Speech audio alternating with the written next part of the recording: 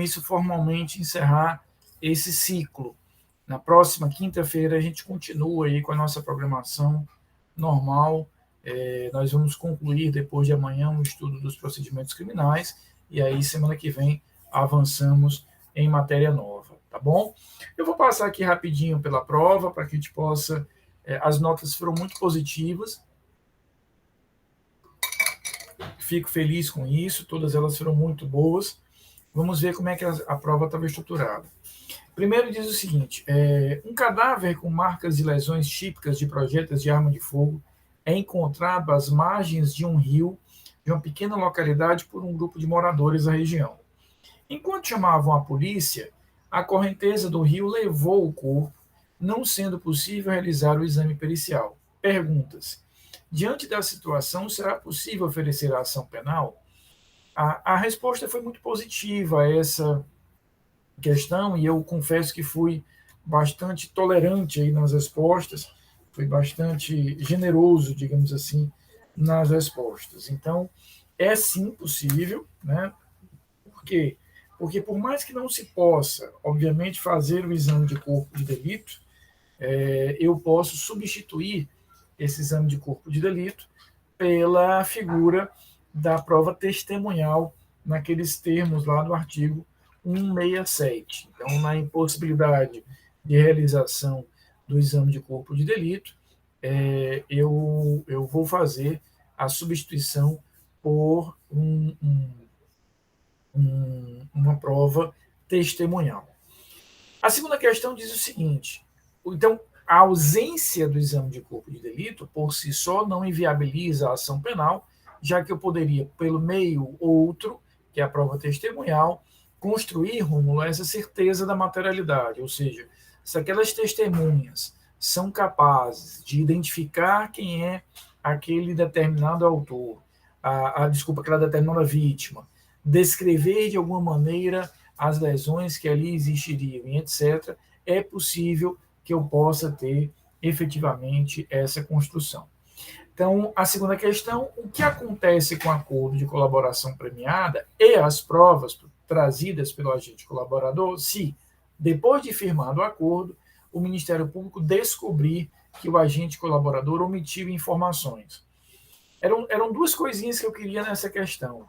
Anne, primeiro, se eu descubro que aquele agente colaborador omitiu, escondeu determinadas informações, o acordo como um todo ele é revogado.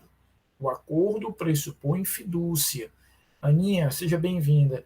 E nós vimos que quando se fala em acordo com fidúcia, uma das características essenciais é que não pode existir qualquer tipo de sonegação de informações pelo colaborador. O colaborador ele abre mão do direito ao silêncio, ele não pode deixar de trazer informações sobre qualquer fato que ele tenha praticado, tenha realizado, ele não pode deixar de trazer informações sobre o paradeiro dos bens que tenha eventualmente adquirido, das características dos crimes que tenha eventualmente praticado. Ou seja, ele está obrigado a trazer todas essas informações para que possamos, dentro desse contexto, visualizar e verificar a prática e a ocorrência desse determinado fato. Tá? Então, diante disso, o que a gente vai ter é exatamente essa questão própria de que estes elementos são fundamentais para não apenas a celebração do acordo, mas a manutenção desse acordo durante todo o tempo. Então, se eu descubro que ele omitiu informações, se eu descubro que ele omitiu dados, omitiu bens, ou não trouxe informações sobre todos os crimes que tenha praticado, o acordo ele é revogado. Então, todos aqueles benefícios que ele poderia vir a receber, ele não os receberá. Porém, especificamente as provas, estas são mantidas. As provas são, de fato, mantidas dentro desse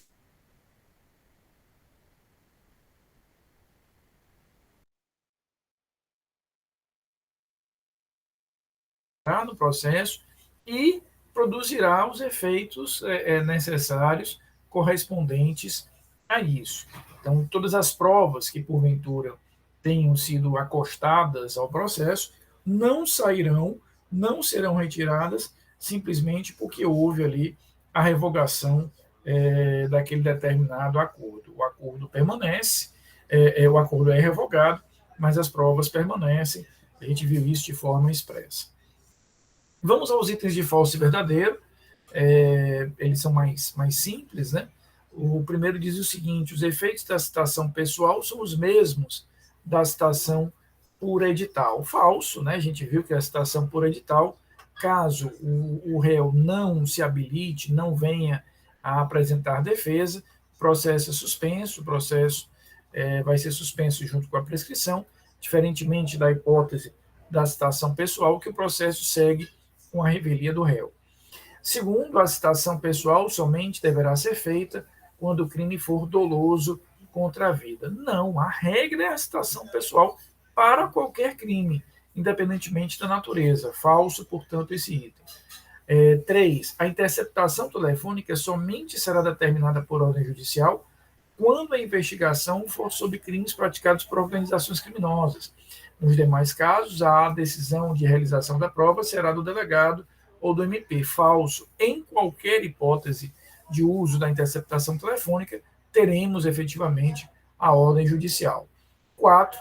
A testemunha que presta o compromisso legal de falar a verdade tem força de prova, enquanto os declarantes têm nas suas palavras apenas força indiciária. Isso é verdade, verdadeiro, né? A gente viu aquela diferença do valor probatório, das provas entre testemunhas e declarantes. O interrogatório é meio de prova e de defesa, por isso o réu é obrigado a falar. Não, desde o semestre passado, nós vimos o direito ao silêncio. Então, de fato, ele é meio de prova e defesa, mas não existe qualquer tipo de obrigatoriedade para que ele fale. 6. A capacidade do juiz de produzir prova de ofício decorre do princípio da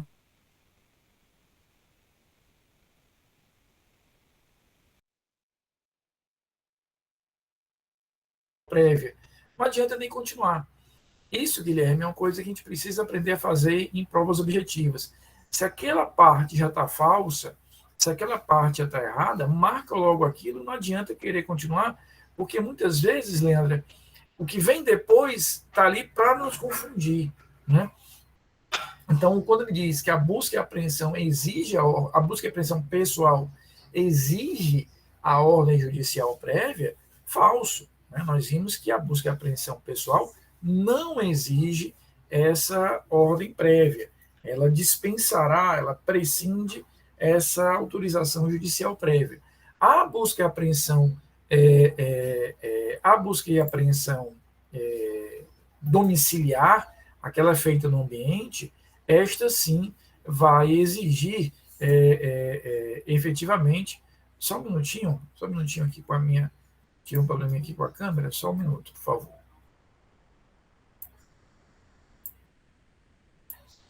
A minha câmera está com mau contato aqui um pouquinho, pronto. Então, a busca e a apreensão domiciliar, Thaís, essa de fato exige a ordem judicial. A pessoal, aquela feita com base em fundadas suspeitas, vocês vão lembrar da aula que eu até brincava com vocês, que é aquilo que a gente costuma chamar na prática de baculejo, né, uma palavra muito grosseira que a prática policial utiliza. Aí sim ela dispensaria a ordem judicial prévia. 8º, a busca e a apreensão domiciliar só é permitida com autorização judicial prévia. Aí correto. 8º, verdadeiro. 9º, o exame de corpo de delito pode ser substituído pela prova testemunhal, lá nos termos do artigo 167, também verdadeiro. E 10º, quando o réu é citado por edital e não apresenta defesa ao juiz, necessariamente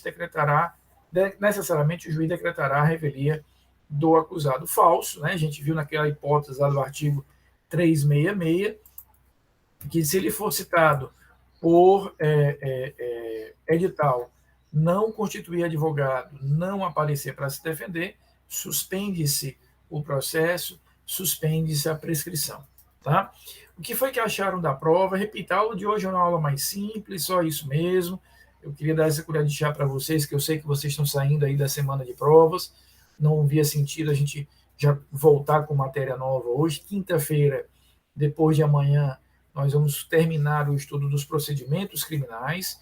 Está nos faltando apenas os procedimentos utilizados nos tribunais e na lei de tóxicos. A gente conclui isso na próxima quinta-feira e aí depois avançaremos nos outros temas. Então, na quinta-feira a gente termina o estudo dessa unidade e semana que vem a gente já avança nos próximos temas aí em relação à matéria. Tá? Mas eu queria fazer essa aula de hoje, repito, uma aula mais curta, como falei a vocês, mas para que a gente pudesse formalmente, Aninha, encerrar esse ciclo aí da primeira AV, e aí vamos já partir para a preparação para a nossa segunda prova. A vantagem é que na quinta-feira a gente já termina a matéria da segunda prova. Por quê?